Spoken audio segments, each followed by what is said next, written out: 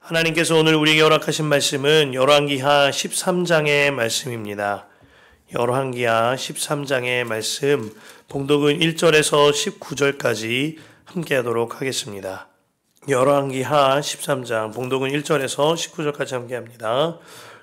유다왕 아하시야의 아들 요아스 왕 제23년에 예후의 아들 여호아하스가 이스라엘을 다스리는 왕이 되어 사마리아에서 17해 동안 다스렸다. 그러나 그는 주님 보시기에 악한 행동을 하였고 이스라엘로 죄를 짓게 한 느밧의 아들 여로보암의 죄를 따라가 그 길에서 돌아서지 않았다. 그리하여 주님께서는 이스라엘에게 진노하셔서 시리아의 하사엘 왕의 손에 그들을 넘기시고 계속해서 하사엘의 아들 베나닷의 손에 넘기셨다. 그러나 여호아하스가 주님께 간절히 용서를 구하니 주님께서 그의 간구를 들어주셨다.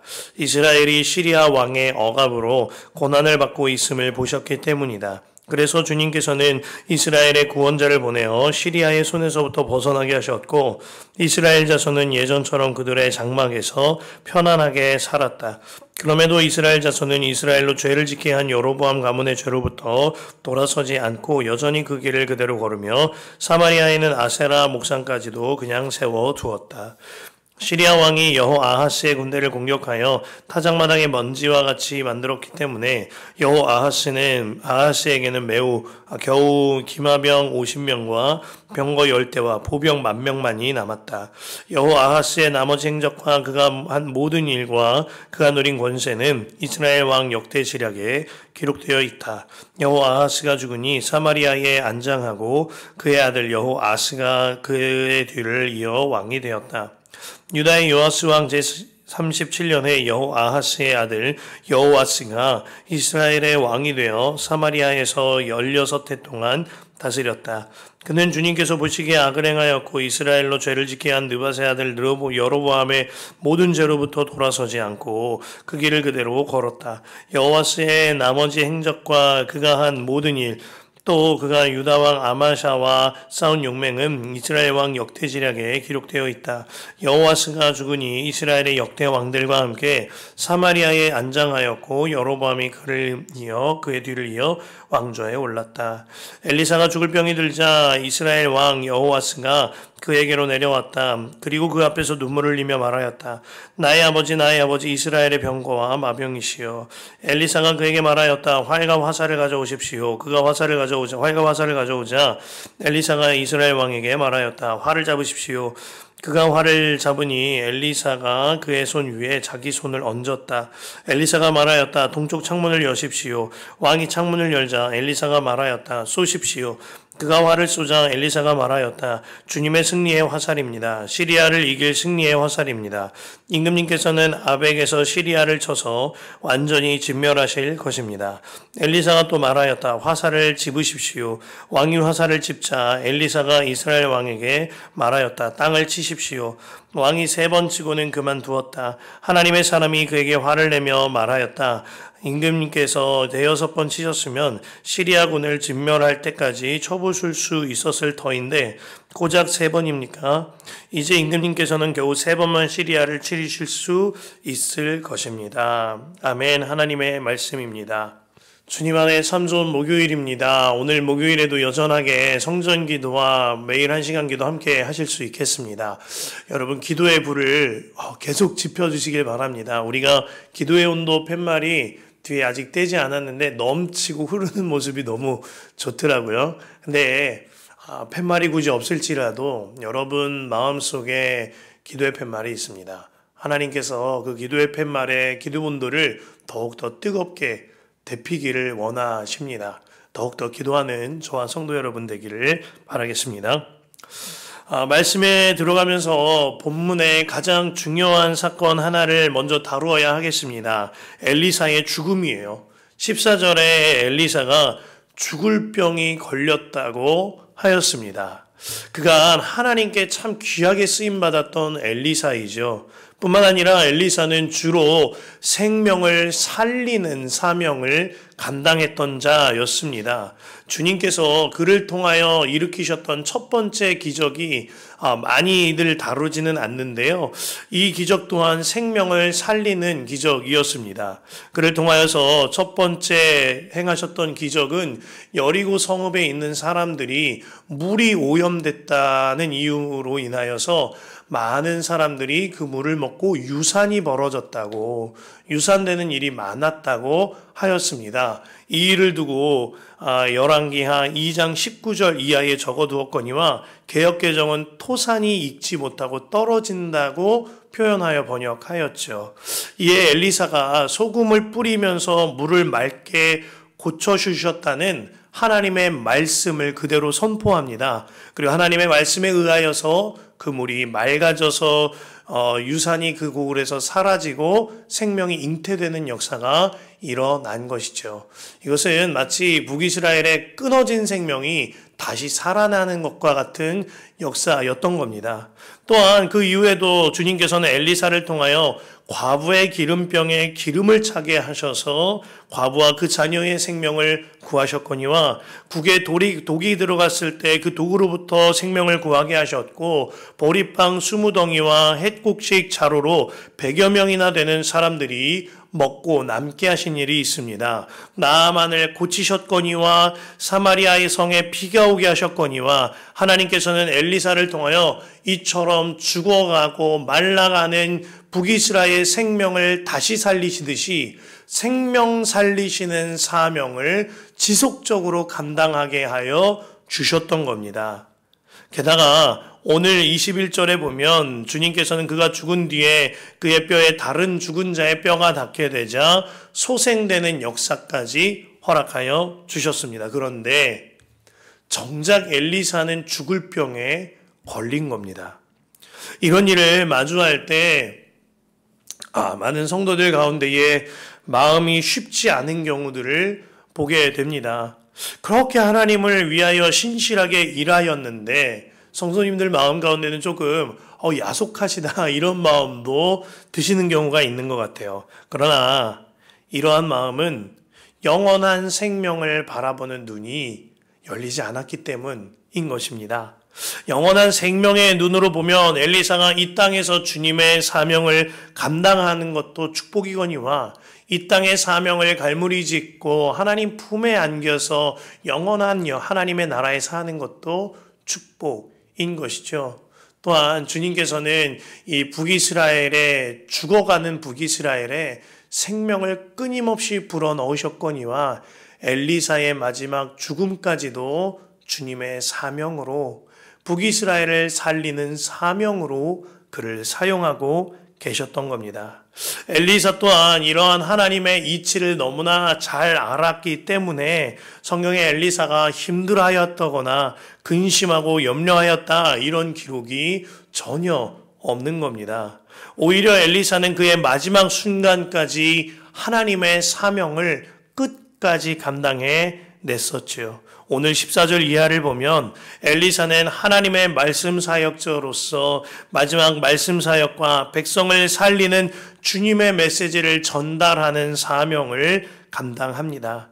엘리사는 자신을 찾아온 이스라엘 여호와스 왕, 이제 개역개정은 요아스 왕이라고 번역되어 있는데 그에게 활과 화살을 가져오라고 명령합니다. 그리고는 동쪽 창문을 열고 자신의 손을 여호와스에게 손에 포갠 상태로 그 화살을 동쪽으로 쏘게 하지요. 그리고 이 화살을 두고 승리의 화살이라고 하였습니다.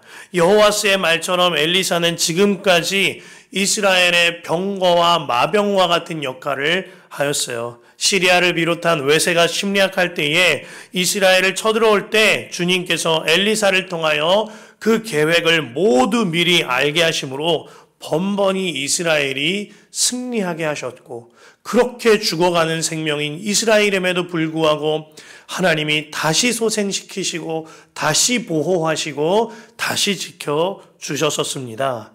그렇게 화를 쏘게 한 여호와스에게 엘리사는 그 화살로 땅을 내리치라 라고 하였습니다. 여기서 치라라는 표현 낙하는요, 채찍질하듯이 세게 내려치라 라는 의미거니와 공격하라 라는 의미를 함께 가지고 있습니다.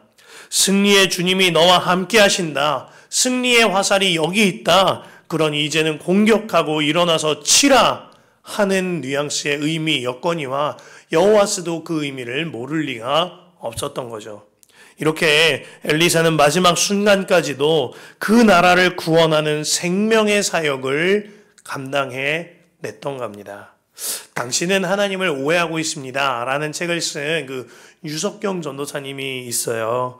유석경 전도사님은 선교사로 서원하고 하나님의 사역자로 서원하고 이제 정말 그가 그렇게 소원하였던 신학대학원에 진학하고 그 사역의 첫 발을 내디딜 때가 되었습니다. 그런데 사역을 시작하려 하는데 갑작스러운 몸의 통증이 심하여서 건강검진을 받게 돼요.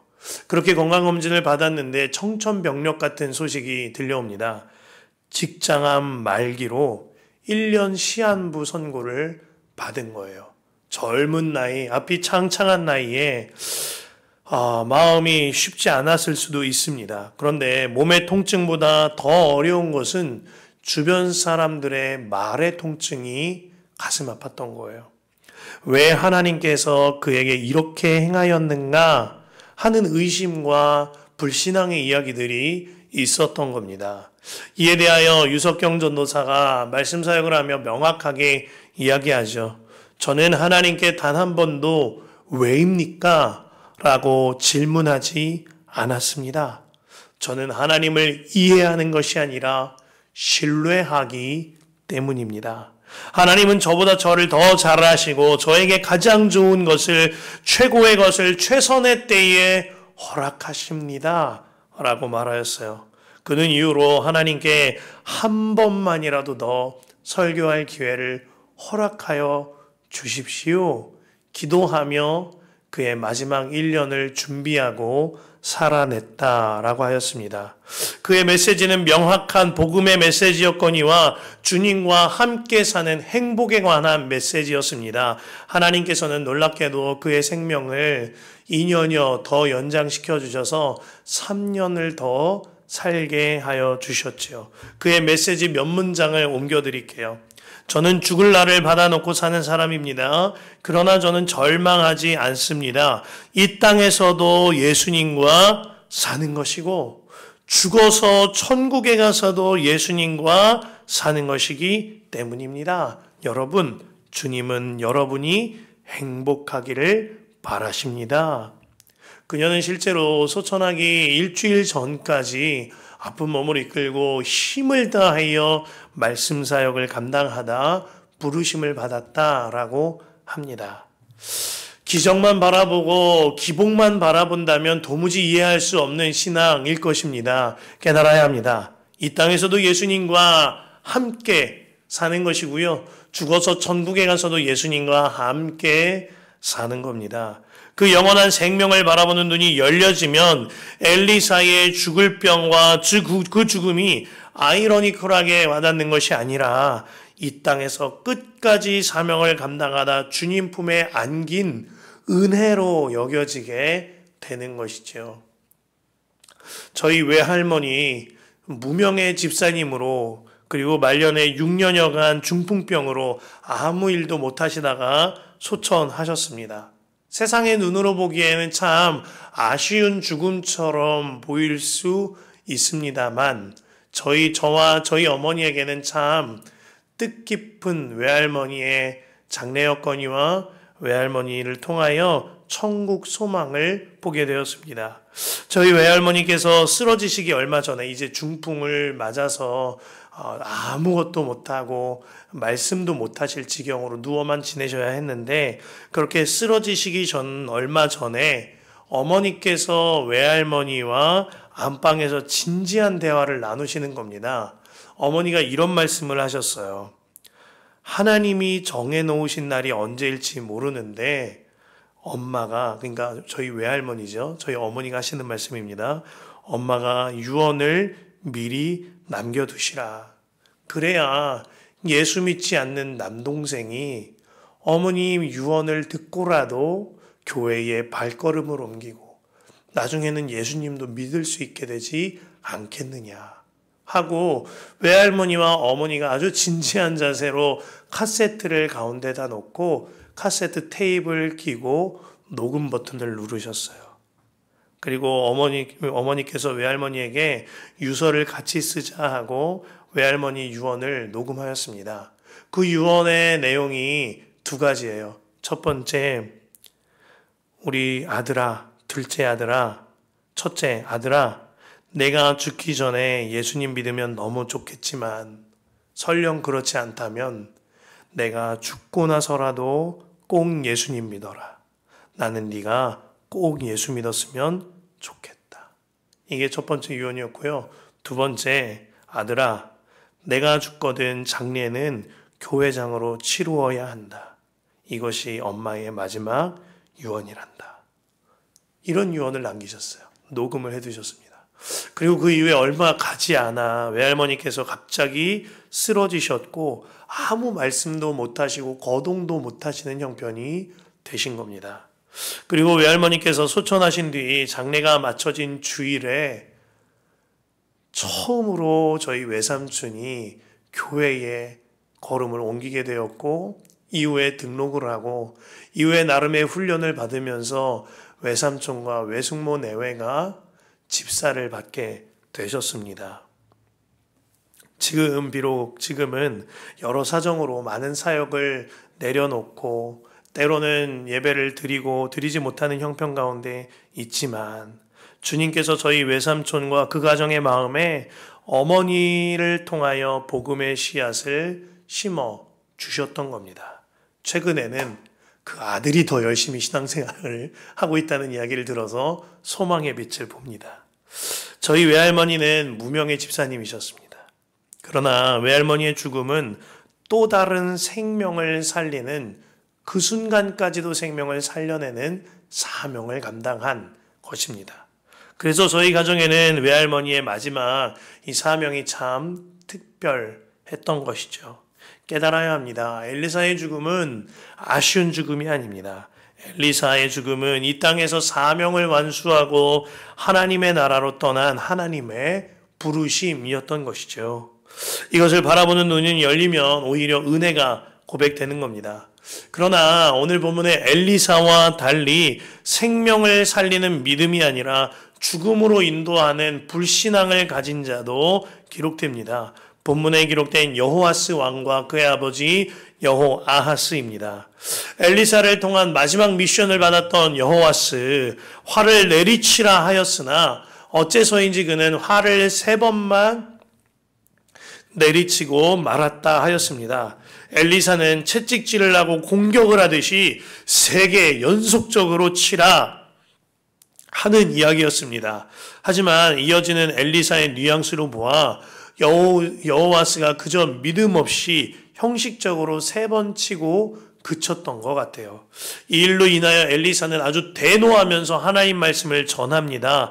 그대가 만일 하나님 말씀에 온전히 순종하고 하나님께 전적으로 신뢰하여 계속해서 5번 내려쳤더라면 시리아에게 완전한 승리를 거둘 터인데 그러지 아니하였으니 그가 살아있는 동안 3번의 전쟁을 치르고 그 전쟁에 말 것이다 말하는 겁니다.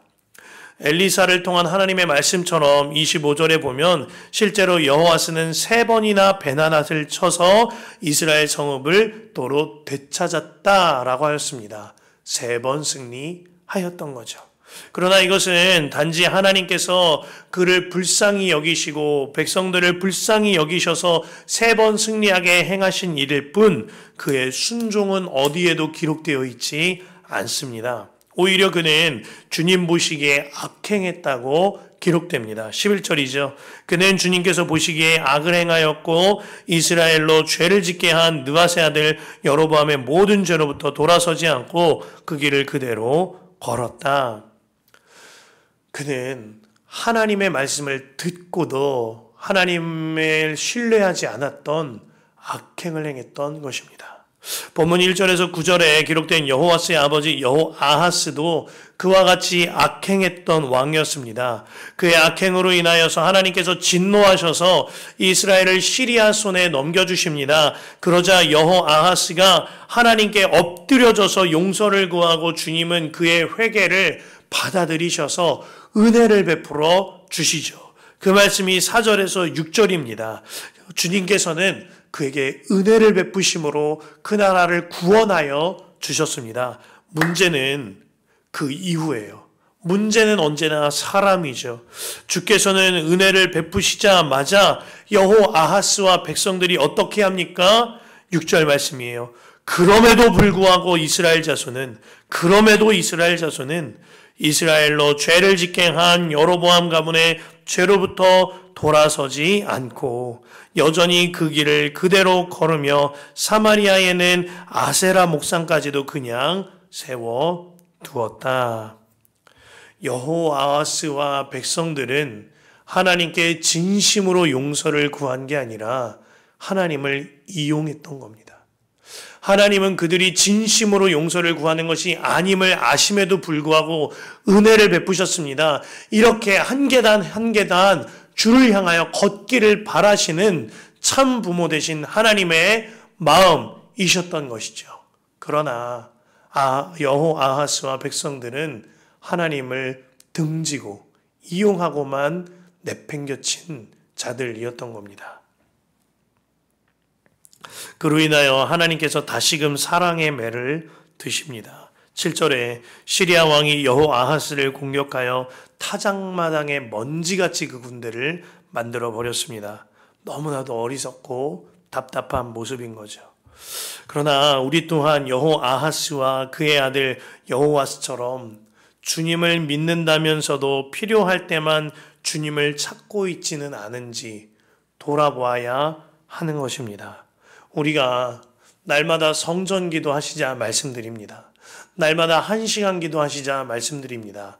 새벽에 새벽 말씀 기도하자 말씀드리며 새벽 본문 말씀을 하루에 3번 읽고 말씀 기도하면서 333 프로젝트 하자 말씀드리고 예수님과 동행하는 일기에 나의 삶을 고백하고 오직 주님만 바라보는 삶을 쉼 없이 날마다 24시간 해 나아가자 말씀드립니다.